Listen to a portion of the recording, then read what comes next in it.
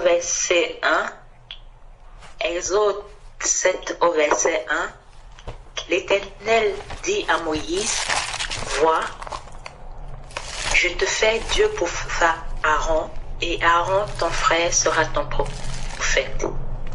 Est-ce que le Seigneur dit, je te fais Dieu pour Pharaon par rapport à tout ce qu'il a accompli à travers le bâton de Moïse? Amen.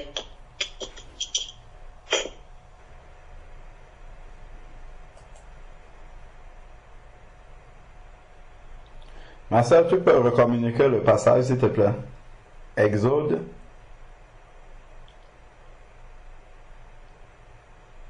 Exode 7, le premier verset. D'accord.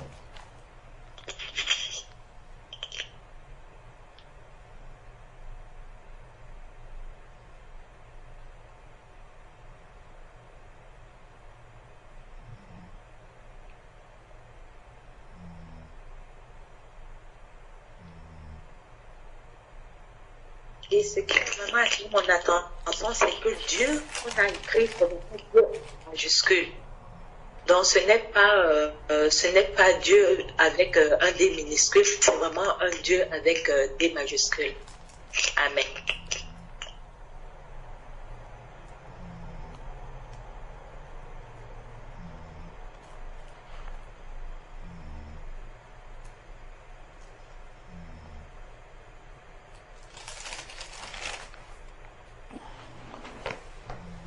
Bon, dans ma Bible, là où il dit « Et Aaron sera ton prophète », il renvoie à Exode 4.16. Et Exode 4.16 dit, on peut prendre à partir du verset 15.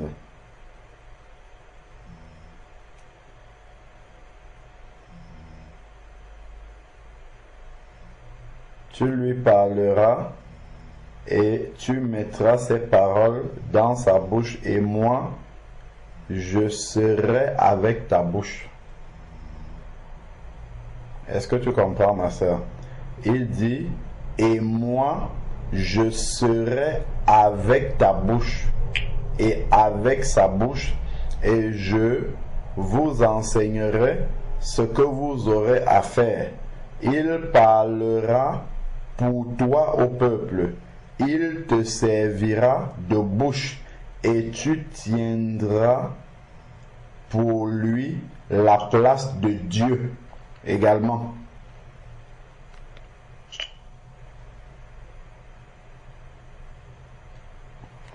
Et ici, ils ont mis une explication en bas. Tu seras pour lui Dieu, c'est-à-dire tu lui donneras les paroles à prononcer. Ça, c'est dans le cas de Aaron. Tu lui donneras les paroles à prononcer. Bon, après, il dit, prends dans ta main ce bâton avec lequel tu opéreras des signes. Donc, ce que je comprends, quand l'Éternel dit à Moïse, vois, je te fais Dieu pour Pharaon et Aaron sera ton prophète, c'est-à-dire que Aaron va parler pour toi.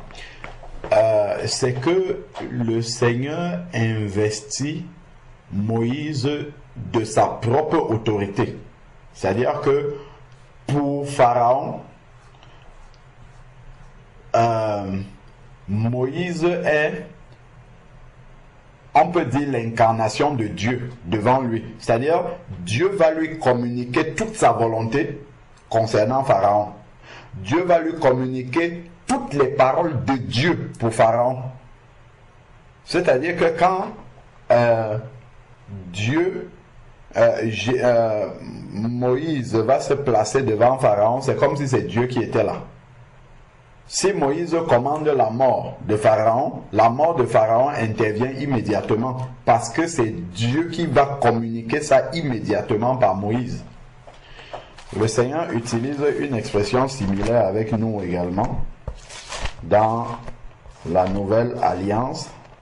Ici, regardons dans 2 Corinthiens chapitre 5.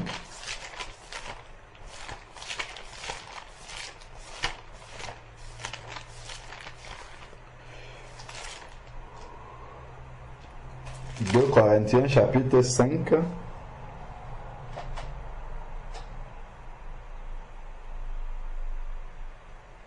à partir au verset 20.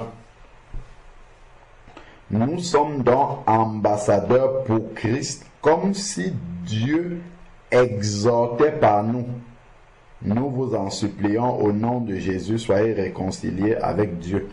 Comme si Dieu exhortait par nous. Donc quand nous ouvrons la bouche, c'est l'Esprit de Dieu qui est en train de parler. Donc quand nous parlons à un païen, souvent nous prenons dans la chair ce qui peut nous répondre par rapport au Seigneur, ainsi de suite. Mais si nous sommes dans la disposition d'esprit de lui, dans la disposition d'esprit, en comprenant ce verset-là, que c'est Dieu en fait qui est en train de parler à cette personne-là. Voilà pourquoi Dieu a même mis, il nous a même donné des, je ne sais pas, des sentences que nous pouvons appliquer. Quand le Seigneur dit par exemple, ce que vous lirez sur la terre sera lié au sol. Qu'est-ce que je dis? Ce que vous lirez sur la terre sera lié dans les cieux. C'est quand même fort. C'est comme si c'est la décision de Dieu en fait que nous sommes en train d'appliquer. Quand il va dire par exemple, si vous entrez dans une ville et que l'on ne vous reçoit pas, secouez la poussière de vos pieds. Cette ville-là, le jour du jugement, sera jugée plus sévèrement que Sodome et Gomorrhe. Ce sont des sentences de Dieu que nous sommes en train d'appliquer. C'est comme si nous sommes faits Dieu pour ces personnes-là à qui on va appliquer ça. C'est-à-dire que Dieu nous utilise comme lui-même. Ou comme il utilisait Jésus. Voilà, complètement comme il utilisait Jésus. Donc, c'est vraiment ce que je comprends, que je te fais Dieu pour Pharaon, c'est que vraiment, quand Moïse va se placer devant Pharaon, son sort sera comme s'il est devant Dieu, véritablement. Et tout ce que Moïse pourra faire devant Pharaon, que ce soit en parole, que ce soit en manifestation de la puissance, tout ça là, ça sera comme si c'est Dieu incarné en chair qui est en train de le faire devant Pharaon. Donc, c'est ce que je comprends dans ce passage-là. Amen.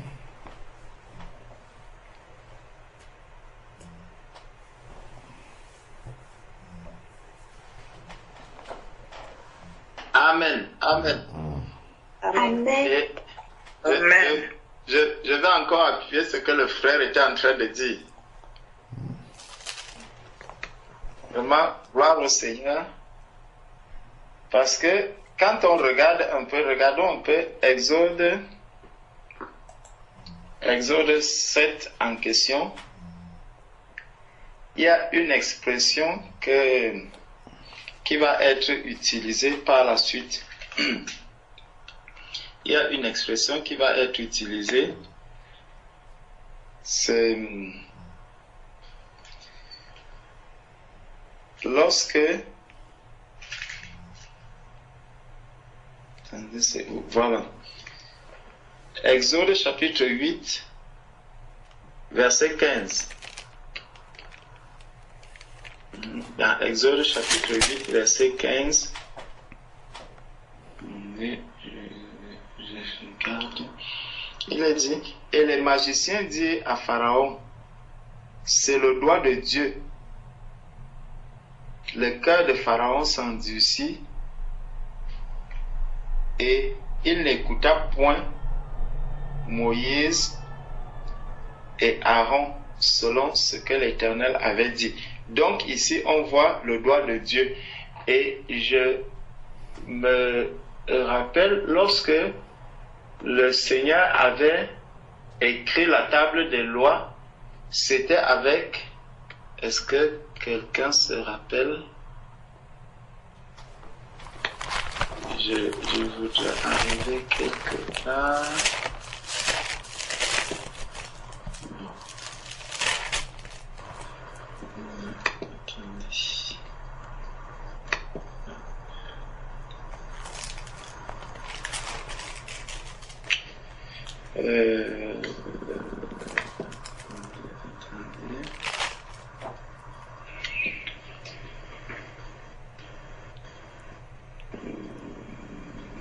Voilà, c'est dans Deutéronome 9. Deutéronome 9, verset 10.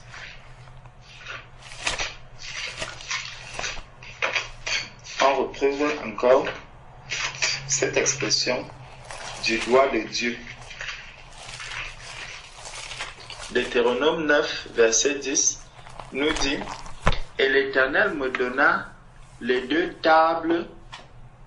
L'Éternel me donna les deux tables de pierre écrites du doigt de Dieu et contenant toutes les paroles que l'Éternel vous avait dites sur la montagne du milieu du feu le jour de l'assemblée. Bon. Et quand on regarde bien, on nous dit dans 2 Thessaloniciens, 2 Timothée 3, verset 16, nous dit que toute écriture est inspirée de Dieu pour enseigner, pour corriger, pour instruire. Donc, on voit que la parole de Dieu a été inspirée par Dieu. Cette parole a été écrite par le doigt de Dieu. Le doigt de Dieu ici, que les magiciens sont en train de voir, ils ont compris que ce qui est en train de se... Et c'est au niveau des poux. C'est au niveau des poux, dans Exode 8 ici, les magiciens employaient leur enchantement pour produire les poux, mais ils ne purent pas. Les poux étaient sur les hommes et sur les animaux, et les magiciens disent à Pharaon, c'est le doigt de Dieu. Donc ils ont reçu une révélation que ce qui est en train de se passer là, c'est le doigt de Dieu. Maintenant, quand on regarde la manière dont le Seigneur s'exprime aujourd'hui, dans Luc chapitre 11, dans Luc chapitre 11, il y a quelque chose qui avait été dit à Jésus, et Jésus va encore utiliser la même expression.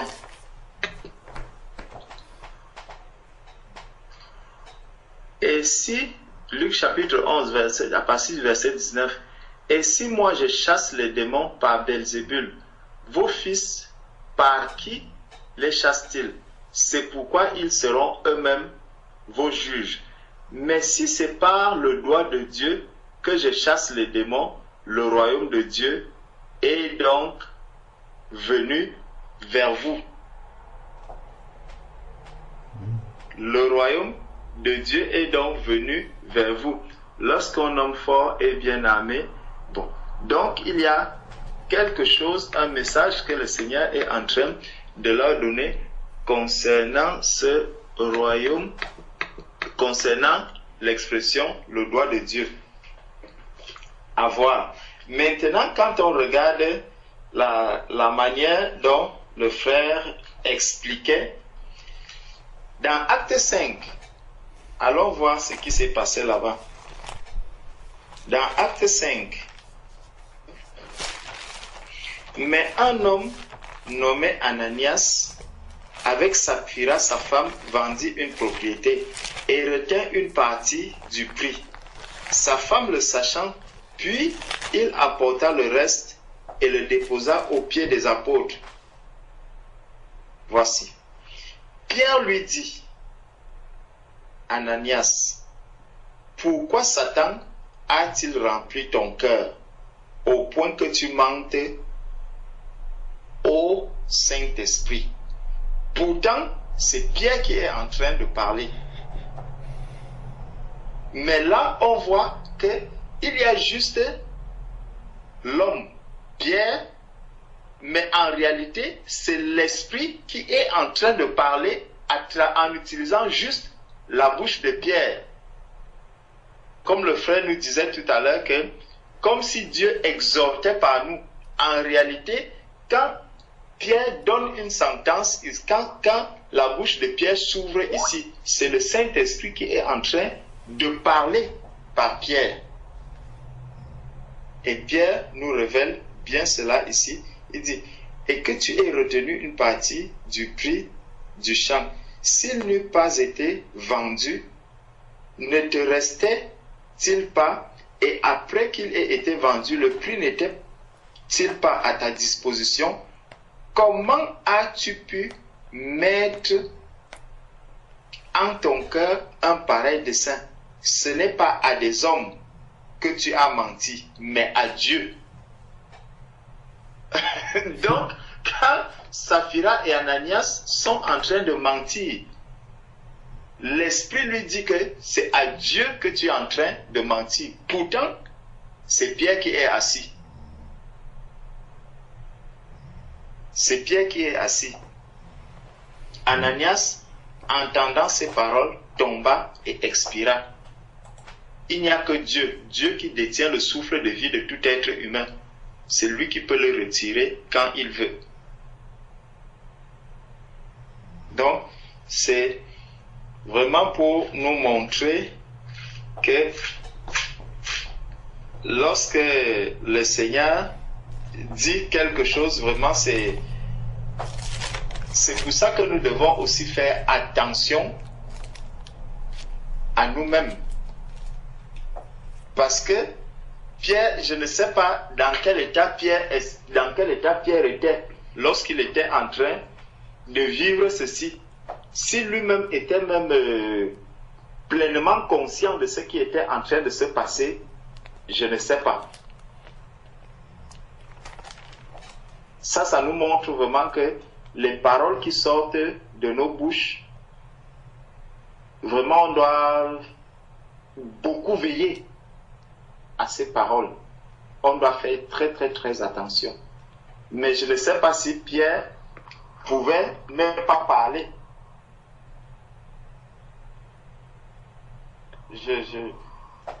C'est vraiment des choses que parfois quand tu lis la parole de Dieu, tu te poses beaucoup de questions et tu te demandes, mais est-ce que Pierre pouvait ne pas donner cette sentence-ci? Puisque la parole de Dieu nous dit que ce n'est pas Pierre qui était en train de parler, mais c'est Dieu, c'est l'Esprit de Dieu qui était en train de parler. Donc, vraiment que le Seigneur nous aide à sanctifier encore davantage nos bouches, parce que, sachant que le Créateur parle à travers toi, le Créateur parle à travers moi, il y a lieu vraiment de faire attention à tout ce qui sort de nos bouches, à tout ce qui sort de notre cœur, aux pensées que nous pouvons avoir, des pensées que nous pouvons nourrir en nous, sachant que Dieu parle par nous.